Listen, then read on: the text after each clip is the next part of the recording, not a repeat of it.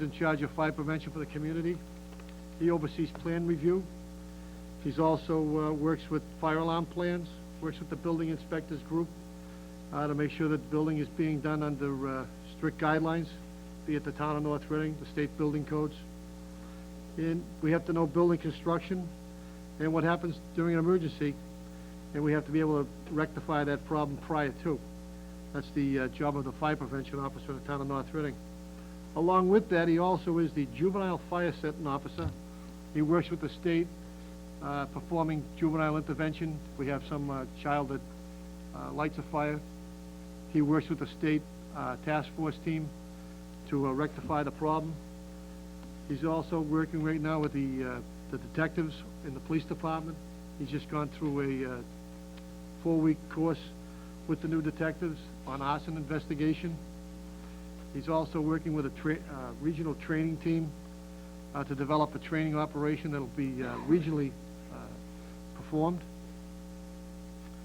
Along we go to that, we go to emergency medical technician. We're also the ambulance department for the community of North Reading. And we have to know what to do in the time of an emergency. We run the ambulance. We have to know which emergency room is open for us and what the best possible care is for the patient that we're taking care of. Our average ambulance run is approximately an hour and a half from the time we go out the door until the time we come back. So our personnel that's working on a day shift is gone approximately an hour and a half on the night shift. We keep our records under the Healthcare Reforms Acts and so forth of 2000. Everything has to be kept up to date. We have forms that we have to keep track of. We're going towards a new computer system to try to go paperless under the ambulance system. We're trying to move our computers into our ambulances and into our fire engines so we can get off of the paper system and into better record keeping. Also underneath the fire department, we do emergency rescue. We're the water rescue company. We do high angle saving. We're right now getting into trench rescue. Trench rescue is a new diverse program that's coming out from the state. There's new guidelines that people that do trench have to have a permit. The permitting process will probably start January of next year. And we have to do a training program to be ready for that and to be able to go and save people in trenches. They recognize that under OSHA as being one of the mandates. Also, we do vehicle extrication. Also, we have 8 personnel who do trench rescue high angle, and they're starting a training program. They just came back from Hopkinton. They're out there for a 2-day seminar doing trench rescue. The department also does vehicle extrication under car accidents. We do lockouts for the community. We work with the police department very closely in emergency operations with child being lost, problems that they're having in a domestic situation. The firefighters work closely with them in taking the people to the hospital. And we train on all aspects of our job and all the time. Our ambulance work is approximately 730 calls a year. We do approximately 1,300 to 1,400 calls for service other than ambulance calls per year.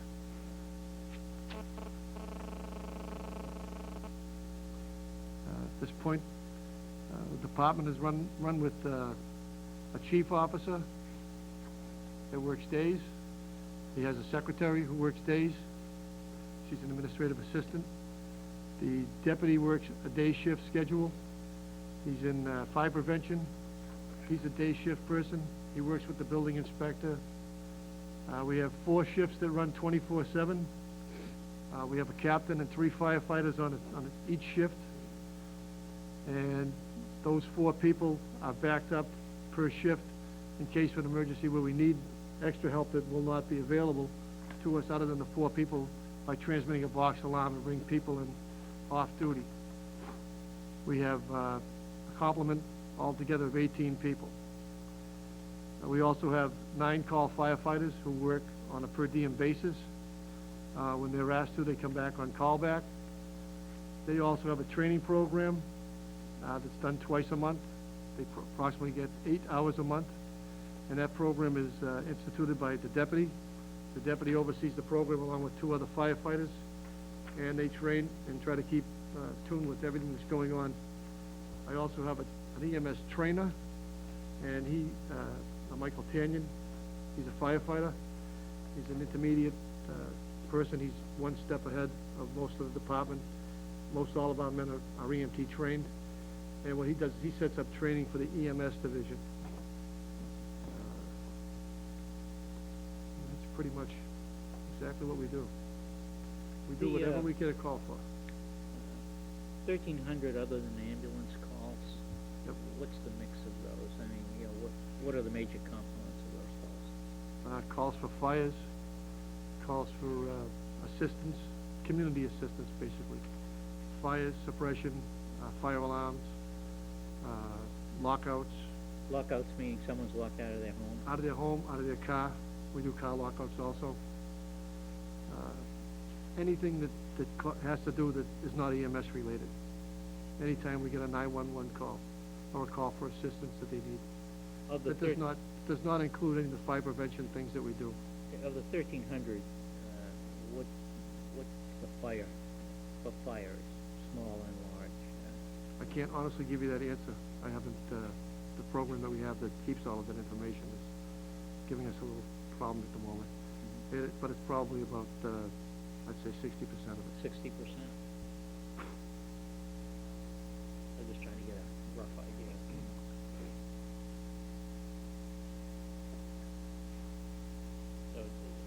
So about 700 instances of fires of all sorts. Fires, Basically. Would an accident be more would fall into that too, into that category? No, an accident would fall basically under an EMS call. And all The ambulance goes out, it becomes an ambulance call. Okay. So in other words, it's just a fender bender, you wouldn't necessarily get a call for that. No, depends upon whether the You know, police unless department it was transfers. a fuel leakage or something like that. Right. Right. Questions? Go through the detail of the numbers? Yep. Let's see. Where do you want to start first? Well, I'm just gonna make a comment on the benchmarking, was that, you have 18 full-time employees, and that's what the benchmarking report says, so somewhere along the line, at least the head count was right. They guessed one right, huh? Well, you know, I think it's where the information comes from, and, Yeah. I think if you want to go over the benchmark, and I have a list of things that I found throughout the all right, benchmark. well, why don't we do that, and then we'll talk about the numbers, okay. Can I say something? Sure. If you would. What I did is I went through the benchmarking per page, broke it down, how it reflected onto the fire service.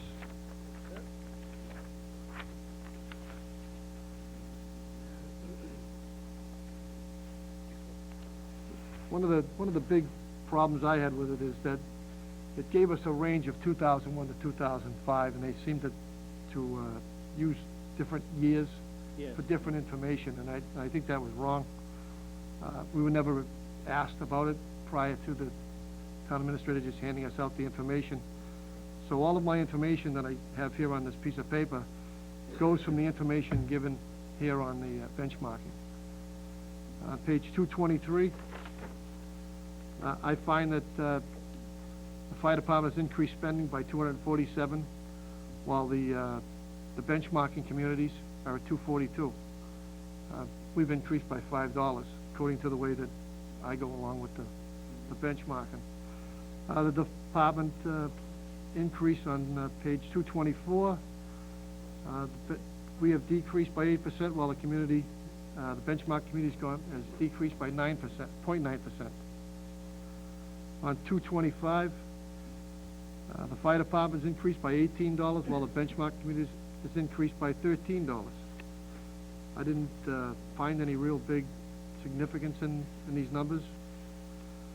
Our department on 228 costs 1% more than the benchmarking group does, and then it would cost $161 more.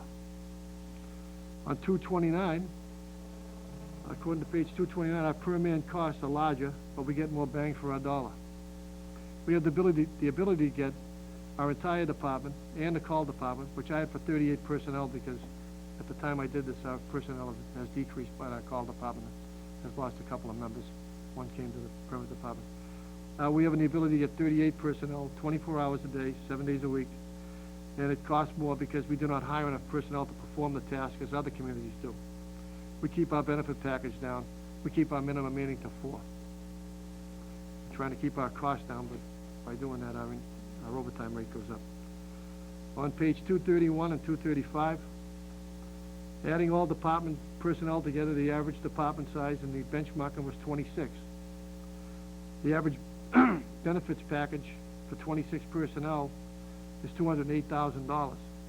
We would need to add 8 more people to our staff to reach the average, which is $64,000 more to the department, keeping the cost down by not doing that. The average department that was used in the benchmarking has 26 personnel in their department.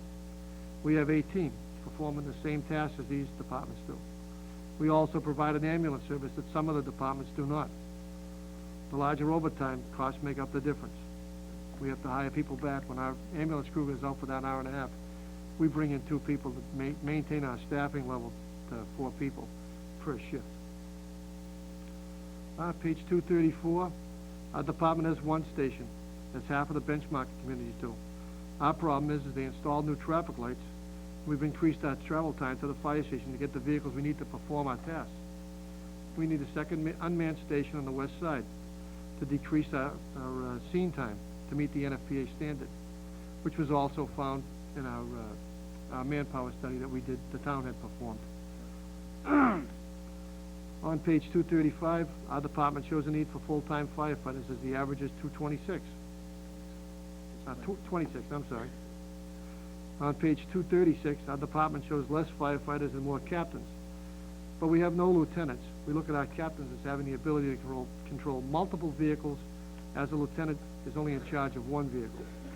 But the town years ago decided that they would have captains in charge so that they wouldn't have to have lieutenants. On page 237, it shows the cost savings of officers in the call department, while our need for more call personnel is reflected in the graph. There's also in the towns of North Reading's wishes that we keep the amount of call personnel at a minimum, which we have.